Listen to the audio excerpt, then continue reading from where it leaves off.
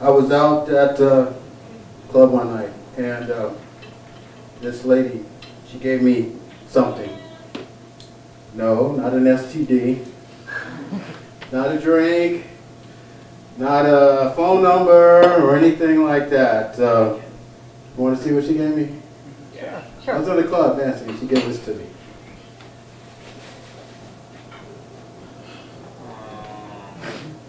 She gave this to me. The love life of a comedian is funny.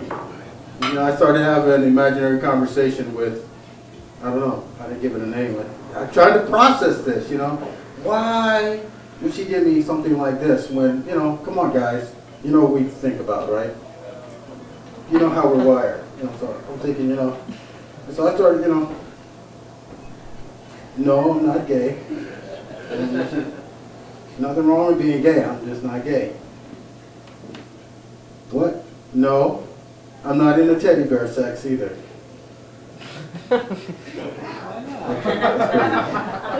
Okay, I think you served your purpose tonight. That's it, thank you. True story though. Anybody have a funny love life too? I was interviewed, I have a show, it's called David Little Short Laughs. I interview people downtown. I do street comedy and I ask folks, you got a funny joke or story? There were two ladies and I asked them, you know, what is it that turns you on about guys? You know, what is it? You know, so they mentioned three things. One of them they said was that, well, you can't live with your mom. That's a turn off. The other thing they said, you got to have a car. And the other thing they said was that you got to be tall. I'm not tall. I don't have a car. But I do have one thing to joke. Mom, I love you, but next Mother's Day, you're going to have to move out, okay?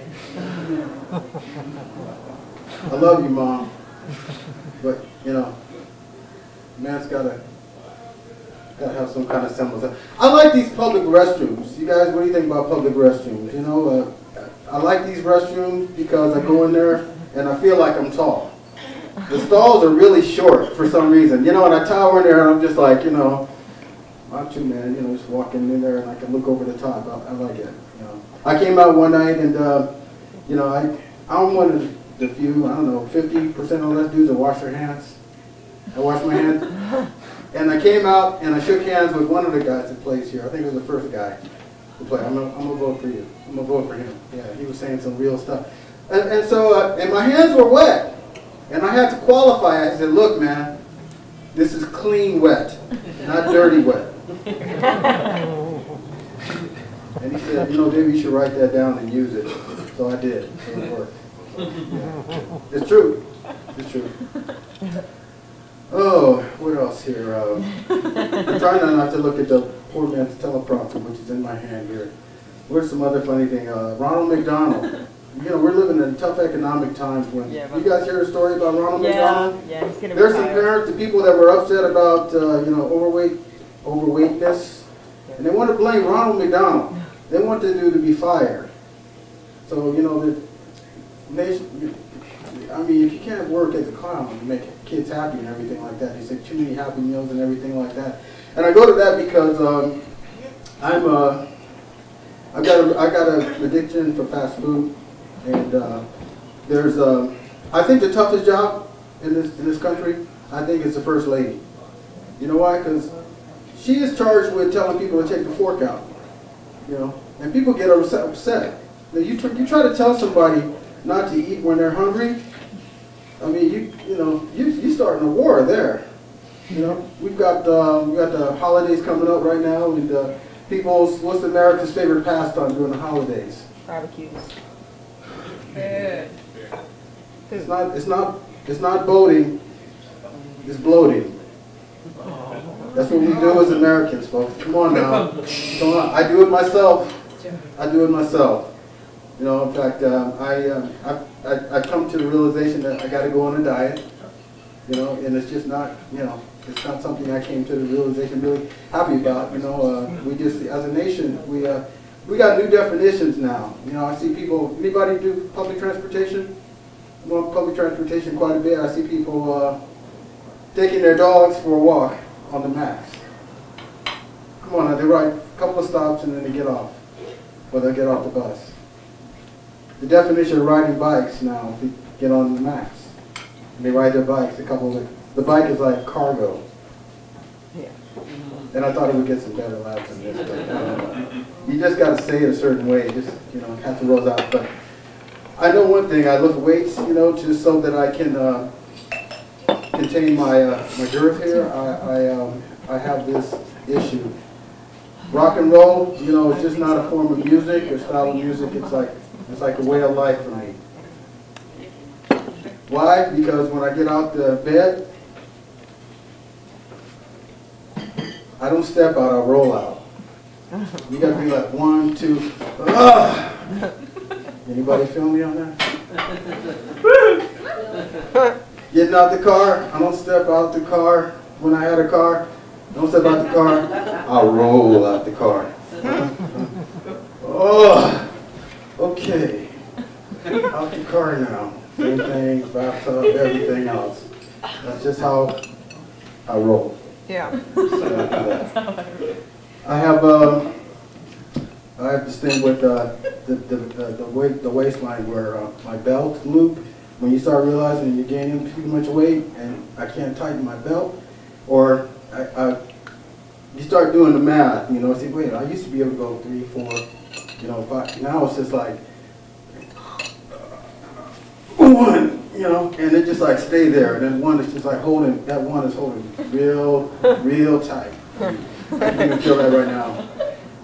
I'm a type. Anybody ever collect pennies? You do. Anybody ever? I used to collect pennies, but due to my weight challenge issues and everything like that, I got to go on a diet. I got to go on a diet. I walk around and I see pennies all over the place. And I walk past the pennies. You know why? Because I'm afraid that if I go down I can't get up. I'm just stuck there. My gut is like gravitating me to the ground, and I can't get up. I mean, I hate that too when you ever find yourself gaining weight and then you drop like a pen or something small. You're like, oh God.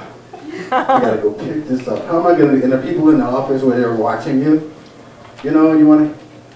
Anybody ever? You gotta That's take me. What I try to do, because I've split my pants several times before. There's nothing worse than splitting your pants in public and people hear it and see it in this daylight. I split my pants in the club many times. It's okay because it's dark sometimes, but. So what you learn to do to get around this is like a life skill.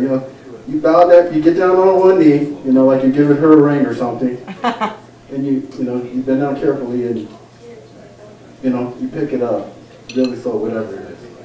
It's just jobs that I wouldn't want to have. There's some jobs that I would not want to be a police officer. Police officer deals with crazy people all over. In fact, I was sitting in the back of the room trying to solve the world's problems. How do we do this? How do we make jobs easier for law enforcement? Because you got people now that, they're closing all the social services and now, so you got, people that are little, and they're just like, you know what? I want to die and I want to have a party. What's the quickest? Smoking, that's too slow. Walking in front of the max, that's too messy. Why not call the police? Why not mess with them? So people call the police sometimes and use, a little butter knife and come on, Buster! If I worked in the police, what I would do practical thing, I would call it, form a special unit police department, call it the bad apple unit.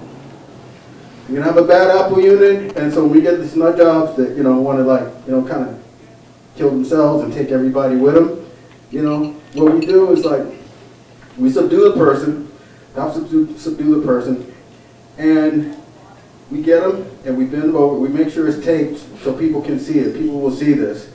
And we bite them on the butt. The cops bite them on the butt. Bad apple unit, bite them on the butt. We're not breaking skin or anything like that, but kind of public humility. Think about it. It's gonna grow on you. You're gonna be, maybe public humility a little better. Good. I'm gonna stop there. I'm gonna stop there. I'm David Little. Thank you. Thank you for listening.